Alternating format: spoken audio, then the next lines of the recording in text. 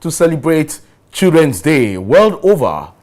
Yes, we'll be looking at our value system, how it is fast being eroded. Yes, but let me start this way. British mathematician and philosopher Bertrand Russell said, and I quote, "Without civic morality, communities perish.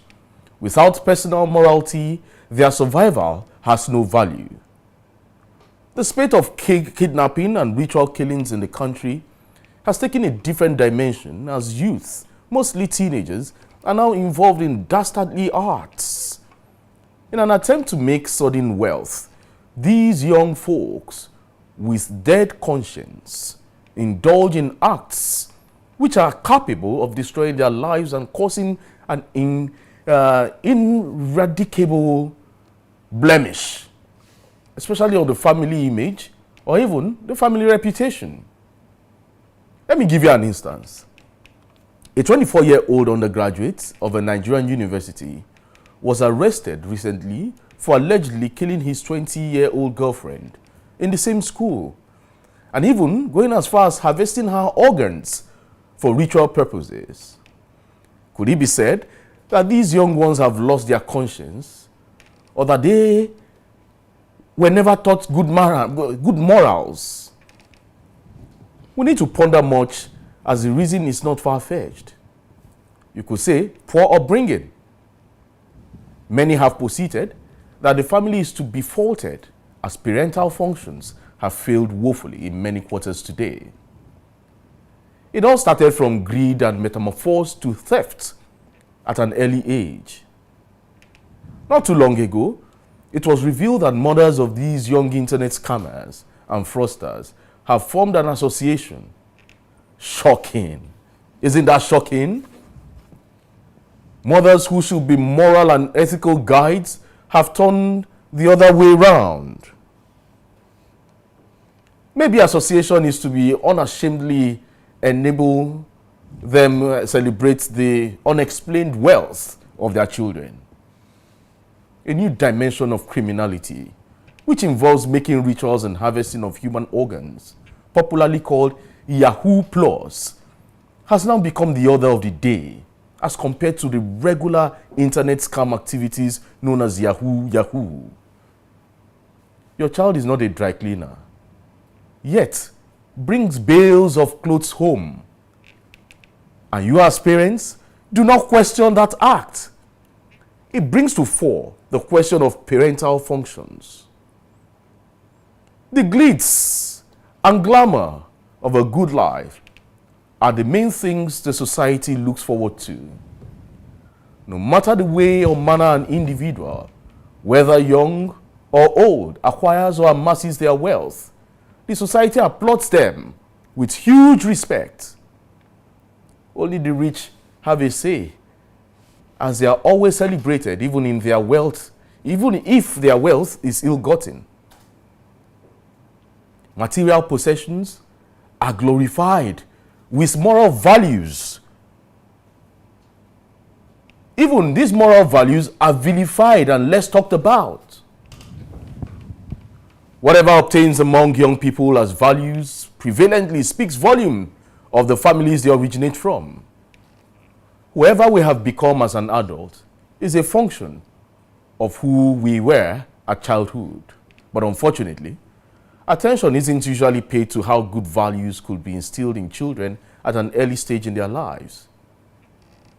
The Yorubas have this adage, and it says, the branches of an iroko tree should be pruned at nursery to prevent a future damage if bigger than expected.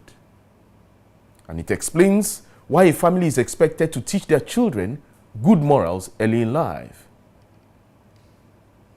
There's no doubt the moral values form the foundation for a healthy household and in turn a sane society. The family values are good morals, which include love, respect, honor, sharing, and forgiveness. When a family fails to give their children the time and attention they need, it is the society that suffers the consequence.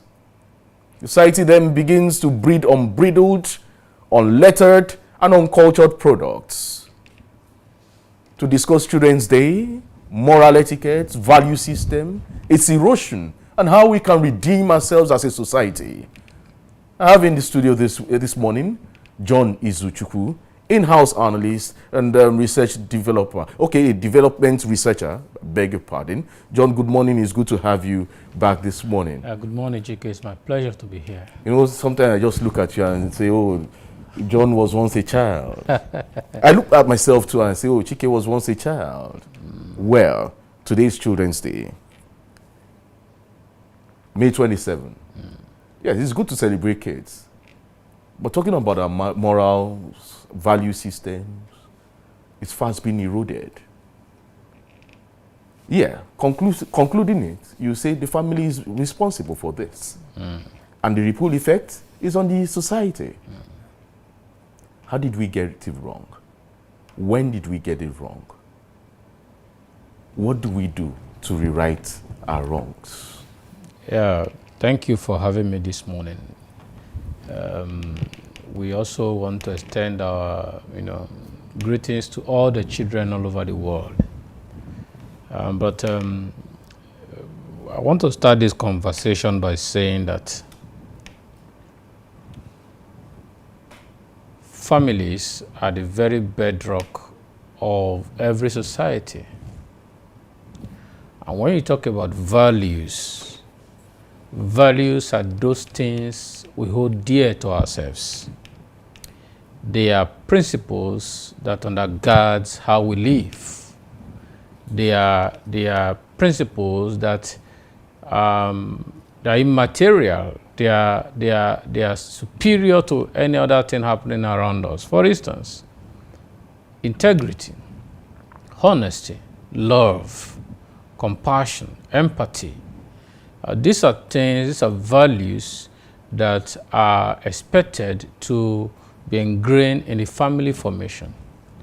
Unfortunately, we have transferred the responsibility to instilling these values on our children to the society. The African society has a concept called the Ubuntu concept.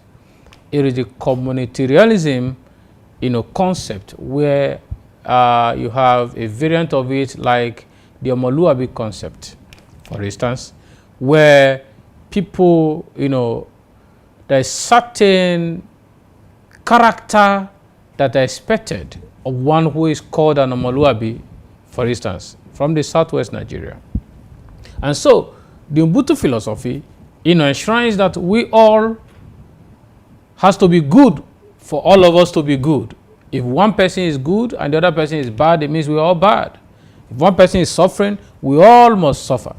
So the idea of building a society by the community, growing up, we heard the elders say, it's only one person that gives birth to a child.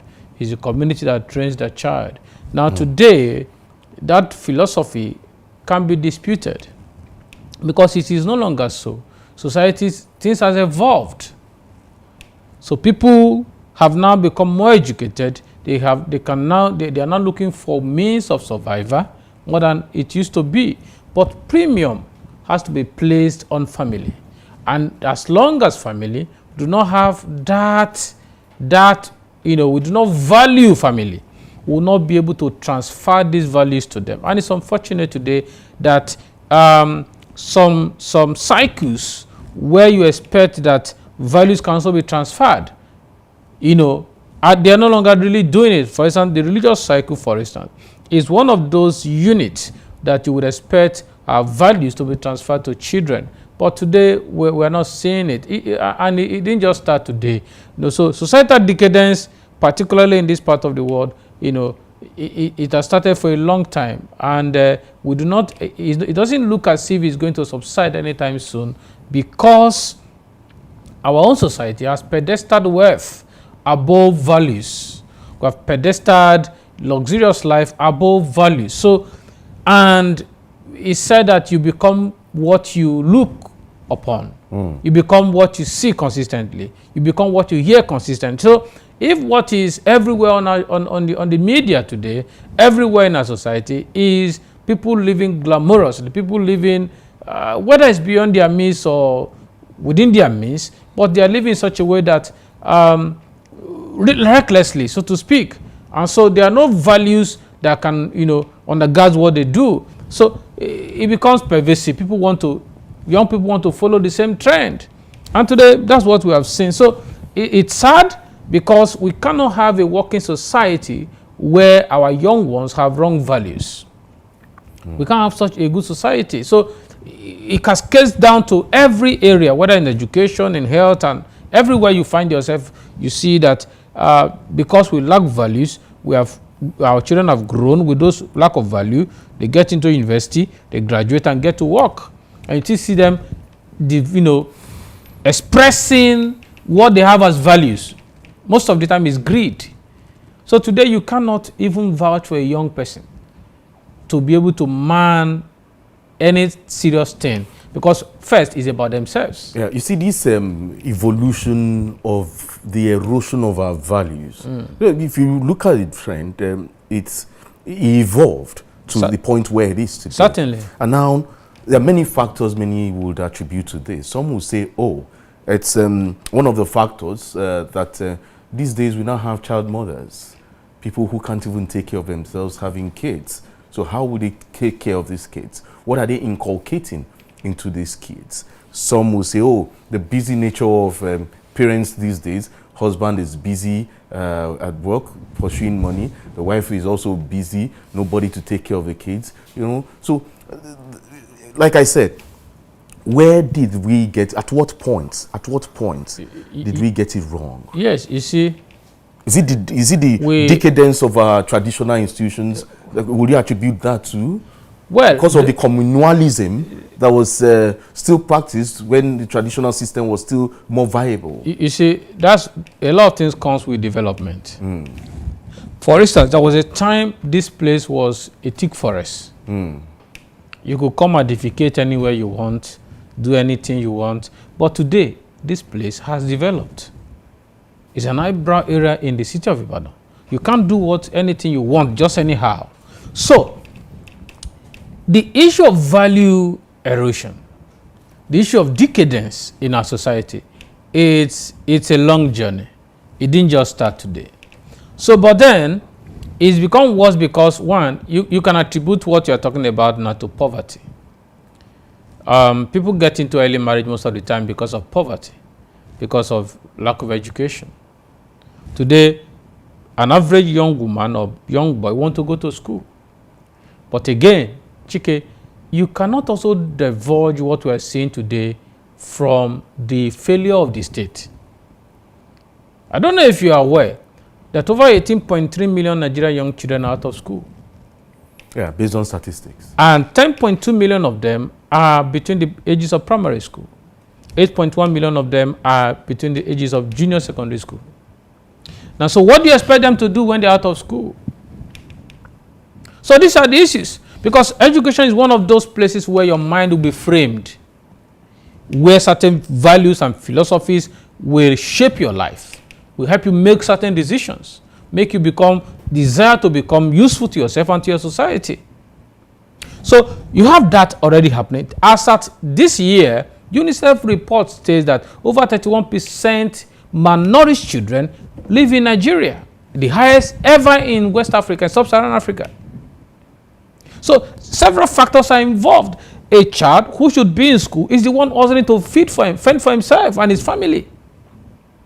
Sometimes when you meet some of these young girls who are into prostitution, then you just advise yourself not to rush into conclusion easily. Some of them are the breadwinners of their homes. Yes. And you can't even tell if you were in that circumstance whether you won't do the same. Because you look forward and look backward, there is nobody to help you. You have potentials. Nothing damages a man like seeing yourself waste away. Your potentials, there is no environment to help you harness your potentials. So, look at the issue of child labor.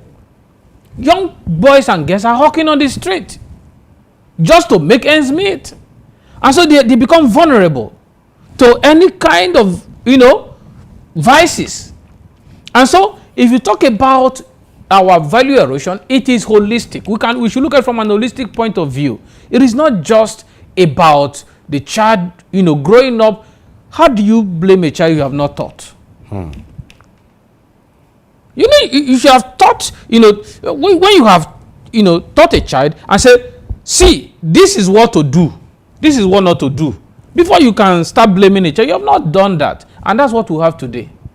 Because most people leave the children to grow up in the society. And society, our own society, has no values. So you have your child growing up without any value. As a country, what can you say is our national value? We don't have it. So what I'm saying in essence is that when we look at the issue of value erosion among young people, children to young people, we must look at the role of, the state, the role of individuals who are well-meaning Nigerians today, those who we promote, those who make us models, as role models today. Who are they? What are their values? So, it's not a child who just came into this world. The child does not, he or she does not know what is right or wrong. But we give birth to them and start showing them by what we do. That this is how to live. This is how to respect elders. This is how to greet an elderly person. This is how to, hard work is a virtue you cannot toy with. Because you can't survive this life without being hard work. Without being a hardworking person. Again, when you now have a society that, rewards those who steal, those who commit crime, than those who work hard, and you want a child to grow up working hard, my friend, it's not true. So we need to look at it holistically. We cannot just say it's about parents. Some parents are good people, good manners, yet their children turned out very bad. And the reason is because most of the time, what we see on the internet, which is also what I wanted to talk about when you look at the issue of globalization, the West forcing the ideology on us, and we have, we take it hook, line, and sinker without sieving it. And so those are part of the issues. Why, when you say there's value erosion, it is we cannot look at it from one single perspective. We should look at it from all perspectives so that we can be able to say, how do we even begin as a country to have values? Today in Nigeria, if you steal, just get a lot of lawyers to support you, and then they'll bring out the lacunas in the constitution and get you exonerated. Tomorrow you'll be given a chieftaincy title in your community, and maybe next month your religious organization will call you, also give you a title for committing crime, and you want the child there to become a patriotic and sane citizen. And children learn by what they see, what they hear. I value the education today because while growing up, the older folks we had around us, everything they talk about was either IFE, Unilag, UI, and Futmina. Everything we're talking about was education. Education. That is the way to become responsible. That was just every discussion is about school, is about. But today, those conversations are gone. The conversation we have today are frivolities, because things that are not of societal development. Those who had gone to school are now saying, if I had known, I would have even gone to. I have a PhD holder who is like a friend, and his younger ones who didn't go to school, they got into smuggling. Those ones are now big boys. He is the broke man in the family. So every time he tells you, this is rubbish. They are assumed to be big boys. Because the society, when you come to family meetings, they are not talking about who is intelligent, who is bringing constructive argument on how things should be done in the same way. They're talking about who is able to bring the money. Yeah. That's always the issue. And you can also blame people. Because it's expected that when you have the highest degree in a country, you should be able to pay your bills. Have at least the barest minimum of a good life. But sometimes it's not so. And so you are telling a young boy and say, you see, hard work is the way to greatness. And he has seen that the end, in most cases, does not justify the means. It is who arrive at success that is honored. Nobody cares in the means by which you arrive there. So you see it in politics. You come, snatch ballot boxes, kill people, and then assume political office. And the boy is seeing it on social media. And you tell him tomorrow, you see, we must all be people that are honest people, must be people with integrity. And the boy is saying, what are you saying, sir? Well, at least I have seen the videos on social media. And then you see headlines like 80 billion naira missing in government coffers. So every day you keep seeing these headlines. And these young guys also see these. He's seeing the same. And they also want to have that and 80 billion. He's changing their side. Yeah. He's changing their perspective. So how do we correct this malady? Now, you see, how, for me, I think that the first point of call is family. You see, because I have two young boys, a twin boy, and the things that are valuable to me, the things I know that my family values, I'm imputing it into them. You see, for instance, I will respect you as a person, not because you have money or you don't have money. You're a human being.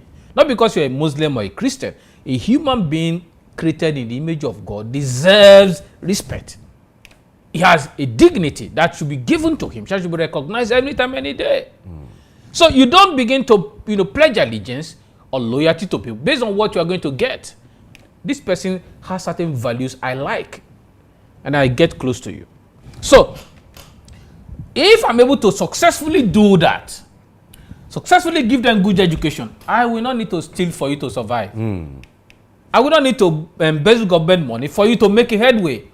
Give you good education, give you good manners, good morals. You go out there and sort it out yourself. That's how life is. Yes, we would have given you a level playground, made some ways for you because we had some privileges before we gave birth to you. But doesn't mean we're going to help you sort out your life. It's not any part of what you want to steal for your children, steal for your grandchildren, steal for your great-grandchildren. It makes no sense. As we are behaving as if we will live forever on earth. So when we get it right from the family point, then you cannot talk about other avenues like the religious settings. What are the priorities? Yeah? Because, when I sit back and see the way some people are living flamboyantly as religious leaders, then I ask myself, what message, what picture are you painting? You can't be telling a young child in your church, for instance, that he should be modest in the way he or she conduct herself. And you are living as if, you are living so flamboyantly. It's visible. People can see it. So whatever we say we should match it with commensurate actions. That's the only way we can begin to get reform when it comes to values in our society. Religious cycles have very strong influence on people. Most churches today, and I think most mosques now have, curriculum for young children.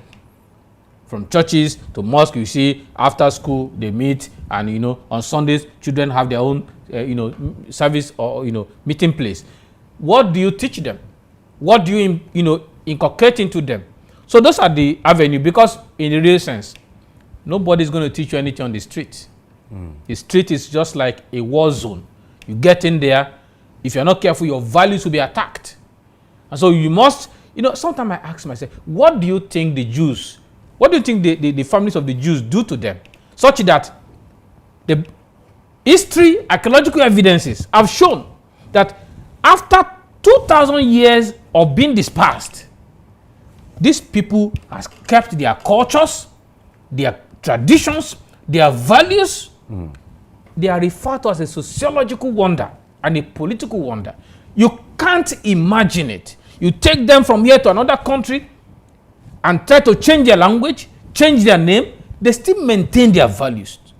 So it takes a very rigorous educational process at home to bring people to that point where it's difficult to make them lose their values. Is this peculiar to Africa? No. In fact, as we speak today, Africa remains one of the most sane society. Okay. Compared to what you have in the West. Okay. Some would say that's relative. In what sense? Especially when it comes to keeping your value system. Today, the West, there are no constant in the West. What you have is relativism. Today in Nigeria, in Africa, we still have some values that are constant. For instance, it is a constant that a younger person should respect an older person. It's a given. Whether by default you just know this person is older than me, you want to respect this person. There are societies you can't get that. And several other things are happening. The West is almost gone in the real sense, because their individualistic approach to life is totally averse to what we have here as a more communitarianism kind of living. Do you ask yourself, how do Nigerians survive this economic meltdown? It's social support. Your friend, your colleagues, your relatives, we're just finding a way to cope. Over there, it's not so. People are dying of depression. They have the money, they have the light, they have the good road, they have the hospitals, yet people are dying of depression. Why are they dying? Because people are living alone. They are living in the midst of, a lot of people are living together, but they are alone individually. But here it's not so. You can step out there, just standing on the road, you will see somebody talk to. Hey, what's up? How are you doing now? You are starting discussion. You can't do it over there. People are dying. So our values are not the same. That society is almost gone. And anyway, they feel that. But if you look at it also, I saw a statistic last year. How much is marked in UK to treat depressed people? Chike, is more than many African countries put together.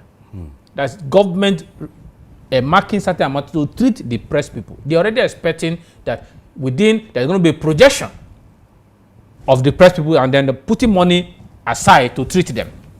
That's not our case here in Africa. We find a way to survive amongst naturally, ourselves. the black man is a happy man. Naturally. So that's how it is. So just with imagine due respect, it. we're not segregating, we're not being racial here. But you see, the dark continent or the African continent, they're always known for being happy. The average Nigerian is a happy man. Finds a way to making himself happy, to survive in the midst of the chaos. Yes. So it's the same. So those are part of values, because you ask But yourself, are they taking that happiness away from us? Yes, because, gradually. Well, in a way, because you see that I saw a study the other time conducted in Harvard, and the study was saying that why don't we conduct all these studies in Africa? Research requires a lot of money. Don't we find a way of doing these things? We don't value knowledge in this part of the world. Because we keep depending on the West for our research and statistics. Chike, but the truth is that today, as we speak, the research institutions in Nigeria are moribund. They're only doing capital projects. There are no government. No No government is funding it. Gone are the days. In fact, under IBB, this NISA in Ibadan here used to be a major hub of economic policy development. Most of the policies IBB was implementing, the ideas, the research, the findings of the research were from NISA. But unfortunately, we have a situation where knowledge is not promoted. And so money is not, resources are not, allocated to fund research. So you cannot blame them. But what I was saying was that the findings of that study shows that the resilience of the average African, the average Nigerian, the average Kenyan comes from the fact that they are people who are given to religious worship. There is this hope, an unending hope, that things are going to get better. And so they continue to fight, they continue to push on. And sometimes they keep pushing on until they die. So, and the government or the state have, understood the fact that because we are given to worshiping God, somehow we get encouraged, we get, hopeful that one day we are going to come to a point where God will intervene in our situation. And so the political class, and of course, the religious class have decided to, look away from what is the plight of the ordinary African, the ordinary Nigerians. Sometimes you say they've turned to some business venture. No, that's what it is in some quarters. It may not be everybody, but you cannot also remove the fact that, for instance, religious places where young people are molested, religious places where schools owned by those religious organizations, children who don't go to school are also high in such organizations. So what's the sense of owning the school? And you cannot claim that you got this money from a loan. It's these same people who contributed to build the school. And now they can't send their children to those schools. Allegedly, because you can't even know the source of it. But you may not even know. What if it was not the congregation that contributed? You see, we know some of these people. Okay. They were not as big as it 30 years ago now. Okay. When people gather together, they contribute a dime today, 2 naira tomorrow, they should be beneficiaries of it. And education is one of the best gifts you can give to anybody. Whatever can liberate it. You see, because all over the world is known that one of the weapons to keep people bound and keep them down is ignorance. And what education does, when it's qualitative and quantitative, is that it will give you the capacity to think, to reason, to look at issues. You don't just take everything you can and think, and you ask questions. And because in most religious cycles, they are afraid of people that can ask questions. And so some of the things they do is deliberate. So I'm saying that when you look at in the overall, in building a holistic society where values will be exalted, will be given the right of place, it will mean that all hands has to be on deck. The government has to do its part, family has to do their part, religious centers has to do their part. Because these are the major blocks where values are being shaped, values are being inculcated, where principles, you cannot be saying one thing and do a different thing. You can't today say, Nigeria, all our leaders have to be people of integrity, and you are not transparent. Even a young child knows that corruption is pervasive in our government. A young child, they know that corruption is pervasive, it's everywhere. So when you say you're a politician, the first thing that comes to their mind is, don't mind these people, they are people stealing our money. Because it's synonymous to being a politician. So all of this has to be put in place, and the media has a big role to play, because you cannot be projecting the wrong thing. That's what people will be putting into their mind, to be shaping their thinking, their perspective, their reasoning. And over a period of time, that's what you get. That's what you get eventually. Well, we've been talking about value system, moral decadence, and how we can, swim out of the stormy and murky waters of the erosion of our value system. Well, the conversation keeps going on. The only thing we can do is to do what? To calm down. Teach our kids the right steps to take. And we as parents, change our mindset and start living a positive life. John Izuchukwu, thank you for featuring this morning. It's been wonderful on the agenda this morning. The agenda will come your way again tomorrow. And the time is 9 a.m. My name is Chike Ogbogu. But before I go, I have this message for you. And this message, children are the world's most valuable resource and its best hope for the future. This is according to John F. Kennedy. Let's keep the conversation going. Do follow us on all our social media platforms, on TikTok, Facebook, Instagram, and YouTube. It's at Dominion Broadcast. And on the app X, it's at Dominion Cast. Chike Ogbogu is my name once again. Do have a great day. Stay safe and happy Children's Day.